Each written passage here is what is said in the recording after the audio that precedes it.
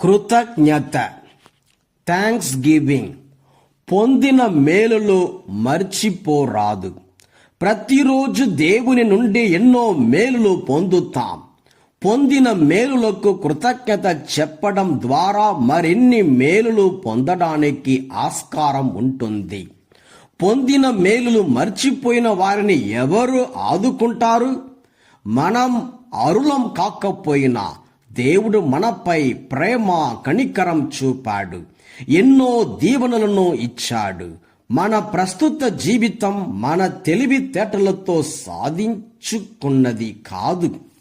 దేవుని అనుగ్రహం వలన జీవితం అభివృద్ధి సాధ్యమైనది. దేవునికి కృతజ్ఞతలు చెల్లించుట ద్వారా మనం దేవునిపై ఆధారపడి ఉన్నామని ప్రకటిస్తున్నాం. దేవునికి కృతజ్ఞతలు చెప్పడం ద్వారా దేవుని మహిమను గాని గొప్పతనాన్ని గాని పెంచటం లేదు, మన మంచితనాన్ని పెంచుకుంటున్నాం. యేసు సమరియా గలిలయ ప్రాంతాల మీదుగా యెరూషలేముకు పోతున్నాడు. 10 మంది కుష్టు రోగులు యేసుకు ఎదురయ్యారు. దూరంగా నిలబడి కొంతెత్తి, ఓ యేసు ప్రభువా, మమ్ము కనికరింపుము అని కేకలు పెట్టారు. యేసు వారి ప్రార్థన విన్నాడు, వారిపై కనికరం చూపాడు.